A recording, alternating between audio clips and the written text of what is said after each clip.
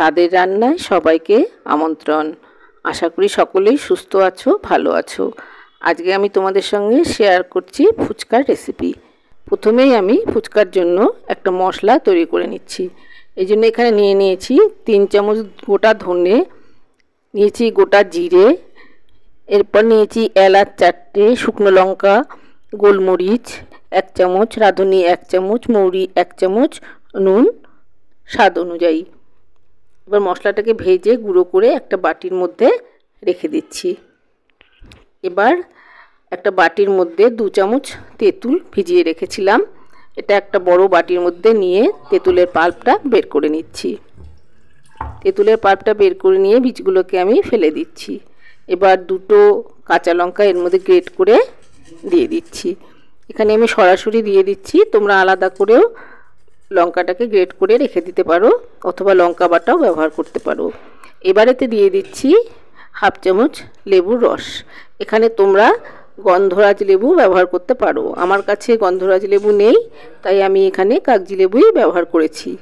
এবার দিয়ে দিচ্ছি 1 চামচ বিট নুন, যেটাকে আমরা ব্ল্যাক সল্ট বলে থাকি, সেটা এর মধ্যে দিয়ে দিলাম। এরপরেতে দিয়ে দিচ্ছি 2 চামচ ভাজা মশলা, যে মশলাটা আমি তৈরি করেছিলাম সেটা এর মধ্যে দিয়ে দিলাম। মশলাটা আমি তৈরি করেছিলাম সেটা পুরোটাই লাগছে না, এখানে আমি 2-3 চামচ মতো ব্যবহার করেছি, বাকিটা একটা এয়ারটাইট কন্টেনারে রেখে দেবো, পরে ব্যবহার করব। দিয়ে দিচ্ছি 1/2 চামচ লবণ। আগে আমি ব্ল্যাক সল্ট দিয়েছি, এবার নর্মাল যে আমরা লবণটা খেয়ে থাকি সেটা দিয়ে দিলাম। এরপরে দিয়ে দিচ্ছি 1 মুঠো ধনেপাতা কুচি, ধনেপাতাটা কুচিয়ে রেখেছিলাম সেটা এর মধ্যে দিয়ে দিলাম। এরপর একটা পেস্ট তৈরি করে নিচ্ছি। মিক্সিং জারের মধ্যে নিয়ে নিচ্ছি 1 মুঠো ধনেপাতা, এটা ডাঁটি সমেত নিয়েছি। এই ডাঁটি সমেত ধনেপাতা ব্যবহার করলে এর ফ্লেভারটা খুব ভালো হয়। এরপরে দিয়ে দেব 2টো কাঁচা লঙ্কা, তোমরা নিজেদের ইচ্ছে অনুযায়ী লঙ্কাটা ব্যবহার করবে। আর দিয়ে দিচ্ছি পুদিনা পাতা, ধনেপাতা যতটুকু নেব পুদিনা তার অর্ধেক নিতে হবে। এরপরেতে দিয়ে দিচ্ছি 1 ইঞ্চি পরিমাণ আদার টুকরো, একটা মিহি পেস্ট তৈরি করে নিলাম। দেখতে পাচ্ছ একটা পেস্ট তৈরি করে নিয়েছি।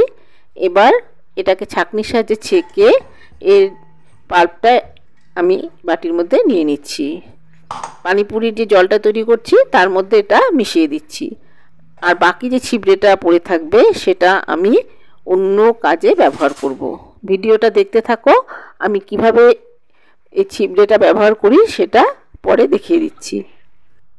সব উপকরণগুলো চামচ দিয়ে খুব ভালো করে মিশিয়ে নিচ্ছি। এর মধ্যে আমি 1 লিটার মতো জল মিশিয়ে দেব।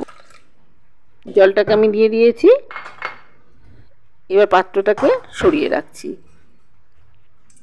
এর মধ্যে নিয়ে নিয়েছি 4টে সেদ্ধ আলু, আলুটাকে হাতের সাহায্যে খুব ভালো করে চটকে নিতে হবে।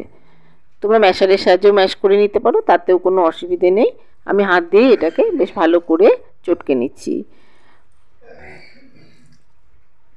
ভালো করে চটকে নেওয়া হয়ে গেলে এরপর আমি মশলাগুলো মিশিয়ে দেব।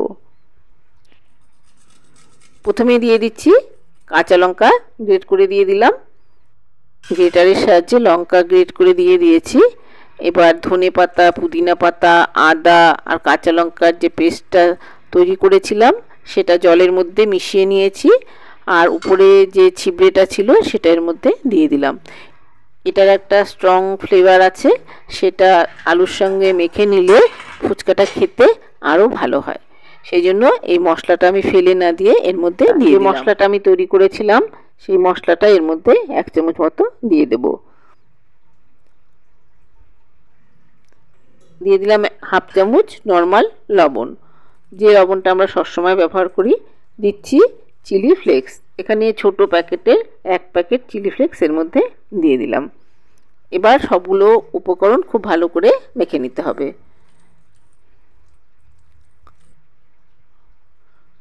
আলুগুলোকে ভালো করে মেখে নিয়েছি, এবার একটা প্লেটের মধ্যে এটাকে রেখে দিচ্ছি। সবশেষে একটু ধনেপাতা কুচি এর মধ্যে মিশিয়ে দিলাম।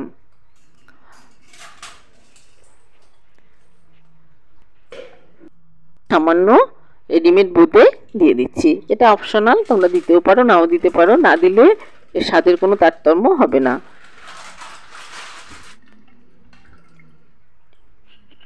পুরি জলটাকে ভালো করে মিশিয়ে নিচ্ছি। অনেক ধরনের মশলা এখানে ব্যবহার করেছি, মশলাগুলো নিচে থিতিয়ে যায়, সেই জন্য চামচ দিয়ে একটু নেড়ে দিলে এতে টেস্টটা ভালো হয়।